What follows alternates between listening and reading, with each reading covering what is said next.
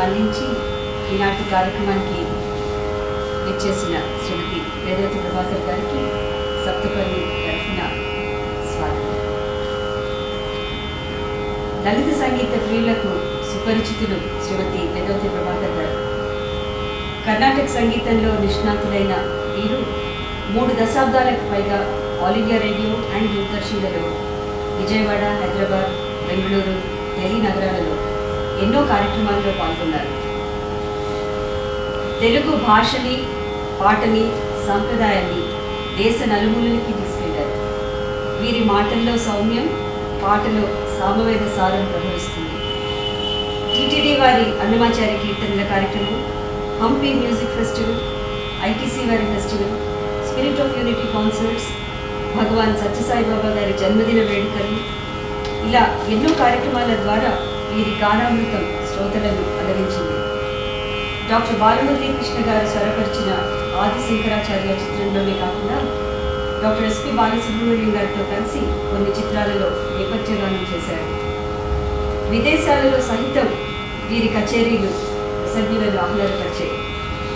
వీరు పాడిన ఎన్నో భక్తి పాటలు, మీరా కీర్తనలు అశేష ప్రజాదరణ పొందాయి. వీరి లాలిపాటలు చిన్నారులను అలరిస్తూనే ఉన్నాయి.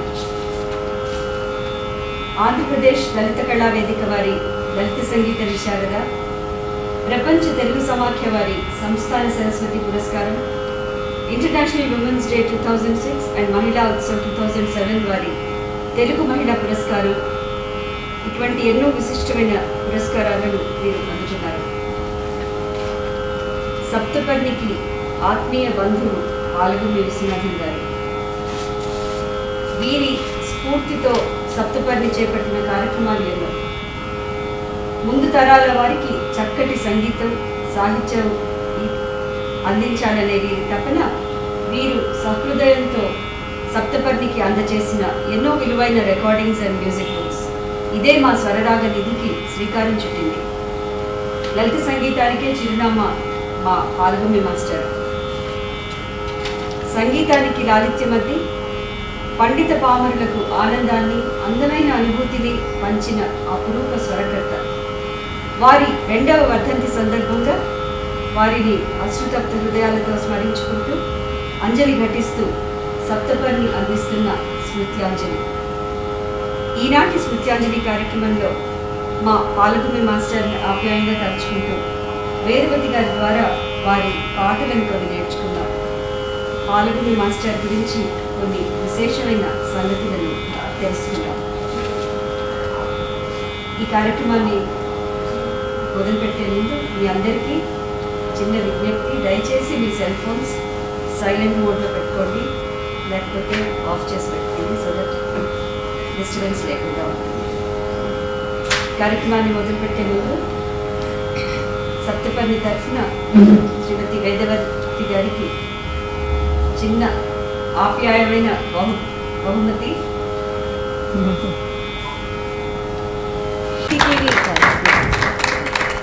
ప్రోగ్రామ్ ఎగ్జిక్యూటివ్గా ఎన్నో విశేషమైన ప్రోగ్రామ్స్ మనకు అందించారు. మీ అందరికీ సుపరిచితులే. మా సప్తపర్ణి కుటుంబంలో ఒక ముఖ్యమైన మెంబర్ ఆవిడ. Thank you madam. And over to you. ఈరోజు పాలగుమి గారు పద్మపది 2 సంవత్సరాలు దాటింది. ఆయన్ని స్మరించుకుంటూ సరే ఆయనకి దండం పెట్టి మనం ఆయన స్వరపరిచిన పాటలు నేను చాలా వరకు పాడాను. చాలా వరకు అని కాదు, చాలా పాడాను. కానీ ఆయన స్వరపరిచిన గీతాల్లో ఏదో ఒక 1/4 కూడా ఉండదు నేను పాడినవి. కానీ అన్ని పాటలు ఆయన స్వరపరిచారు. అన్ని సంగీత లైట్ మ్యూజిక్ లలిత గీతాలు రాసిన వాళ్ళ పోయిట్స్ అందరి పాటలు ఆయన స్వరపరిచారు. సో ఏది లేదని లేదనమాట. ఒక్కొక్కటి ఒక్కొక్క ఎక్స్ప్రెషన్, భావాలు అవన్నీ కూడా స్వరపరిచి ఒక్కొక్క పాట మాకు నేర్పించేటప్పుడు కూడా ఆయన ఇలా పాడాలి, ఇలా స్వరం ఎక్స్ప్రెషన్. నాకు అసలు నేను పాట మొదలు నేర్చుకునేటప్పటికీ నాకు తెలుగు రాదు. నేను మాతృభాష మా కన్నడ, నేను బెంగళూరు అనమాట. సో నాకు తెలుగు రాదు. కానీ ఆయన చాలా నాకు గైడెన్స్, ఆయన కానీ చిత్తరంజన్ గారి, మంచాల జగన్నాథరావు గారు, తర్వాత రజనీకాంతరావు గారు, ఓలేటి వెంకటేశ్వర గారు, వీళ్ళందరి దగ్గర గోపాలరత్నం గారు, వాళ్ళ బ్రదర్ గోవిందాచారి గారు, వీళ్ళందరి దగ్గర నా అదృష్టం ఏంటంటే ఇలాంటి ప్రసిద్ధ కళాకారుల దగ్గర వాళ్ళ దగ్గర నాకు ట్రైనింగ్ పొందడం నా అదృష్టమని అనుకుంటాను నేను. లేకపోతే మంచి గైడెన్స్ ఒక మౌల్డ్లో నన్ను పెట్టి దే పుష్ మీ ఫార్వర్డ్ అనమాట. అట్లా దాని నుంచి నా తెలుగు అంత క్లియర్గా ఉండదు, మధ్య మధ్యలో ఇంగ్లీష్ పదాలు వాడతాను. So you don't mind. నృత్య సంగీతం అంటే చాలామందికి ఏంటంటే ఏది ఒక సరళ వరుసలు దాటు వరుసలు అవి నేర్చుకుని వాళ్ళందరూ పాడొచ్చు అనుకుంటారు, కానీ అది అలా కాదు. కర్ణాటక సంగీతం అట్లీస్ట్ ఒక 20 రాగాలైనా మనం గుర్తుపెట్టగలగాలి అంటే దాంట్లో మీరు లోతుగా వెళ్ళక్కర్లేదు. ఇది ఫలానా రాగం మోహన రాగము, హంసధ్వని, అట్లా మీరు వినగానే గుర్తుపెట్టగలగాలి. తర్వాత ఆ రాగంలో కొద్దిగా మీరు పాడగలగాలి. కర్ణాటక క్లాసికల్ స్టైల్లోనే కాకుండా దాని నుంచి అంతవరకు మీకు రావాలనుకుంటే కొన్ని ఉత్సవ సంప్రదాయ కృతులు, అన్నమాచార్య కృతులు, త్యాగరాజ వారధి ఉత్సవ సంప్రదాయ కృతులు అవన్నీ నేర్చుకొని తర్వాత వర్ణాలు బాగా ప్రాక్టీస్ చేసుకొని తర్వాత ఈ దాటు వరుసలు, తర్వాత సరిగమ పదనిస సా అని వస్తుంది కదా, డిఫరెంట్ సరిగమ పదనిస సా సా సా అట్లా ఎంతవరకు లాగగలిగితే అంతవరకు ఊపిరి బయట వినపడకుండా పాడేది నేర్పించుకోవాలి. ఎందుకంటే కర్ణాటక క్లాసికల్ అవుతుంది, మీరు ఊపిరి తీసుకొని పాడొచ్చు, ఎంతైనా ఊపిరి తీసుకొని అది మైక్లో వినపడినా పర్వాలేదు. కానీ లలిత సంగీతంలో వీలైనంత వరకు ఊపిరి తీసుకోవడం తెలియకుండా పాడగలగాలి. అది తర్వాత పక్కా క్లాసికల్ సంగతులు రాకుండా క్లాసికల్ కూడా ప్రాక్టీస్ చేసుకుని వీలైనంత వరకు ఆ యాస రాకుండా ఒక తీగ మీద నడిచినట్టు, ఈ దొమ్మరి వాళ్ళు నడుస్తారు చూడండి ఒక తీగ మీద, అట్లా దాన్ని ఎలా అయినా నడిచిపోవచ్చు అనుకోలేము కదా, ఎంత కేర్ఫుల్గా టైట్ రోప్ వాకింగ్ అంటారు కదా, అట్లా నడిచేది నేర్చుకోవాలి. ఎందుకంటే బరువుగా కాలు పెడితే పడిపోతారు, మరీ లైట్గా కాలు పెడితే కూడా పడిపోతారు, ఒక కంట్రోల్డ్గా వస్తారు కదా, అలా ఉంటుంది లలిత సంగీతం. దాని నుంచి మీకు లలిత సంగీతం అంటే సులభం కాదు, అది చాలా కష్టం నేర్చుకోవడం. అన్నీ ఈ క్లాసికల్ అట్లీస్ట్ ఒక 20 రాగాలైనా మీరు ఐడెంటిఫై చేయగలిగి దాని గురించి కొన్ని తెలుసుకొని, అలాంటప్పుడు మీకేమవుతుంది, మేము పలానా రాగము ఊరికే ఇది ఆరోహణ అవరోహణ అని చెప్పేస్తే కూడా మీకు ఈజీగా గ్రాస్ప్ చేయగలుగుతారనమాట.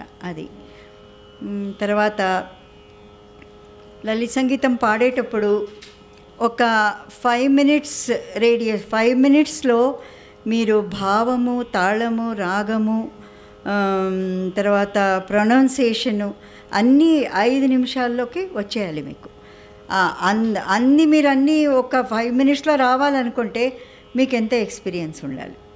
ఊరికే ఏదో ఒకటి మనం పేరెంట్ హాల్లో పాడుకున్నట్టు కాకుండా, ఇప్పుడు రికార్డింగ్లో పాడతారనుకోండి, ఒక 5 నిమిషాలు పాడతారనుకుంటే కరెక్ట్గా శృతి కలవాలి, తాళం సరిగా ఉండాలి, తర్వాత ఎక్స్ప్రెషన్ రావాలి, తర్వాత భావము, మాడ్యులేషన్ ఆఫ్ ద వాయిస్ అవన్నీ కూడా రావాలనుకుంటే మీరు బాగా ప్రాక్టీస్ చేసుకోవాలన్నమాట. ప్రాక్టీస్ చేసుకొని తర్వాత చాలా పాటలు వినాలి.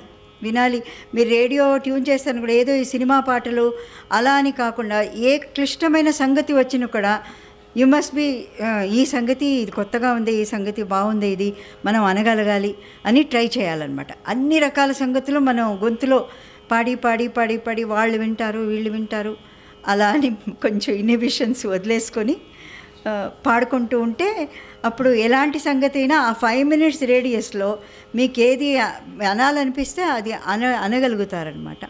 సో అది లైట్ మ్యూజిక్ అంటే.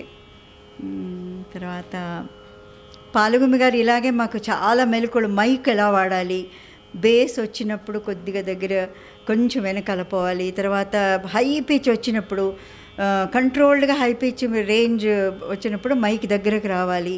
అవన్నీ కూడా చాలా మెళకువలు నేర్పించారు మాకు. తర్వాత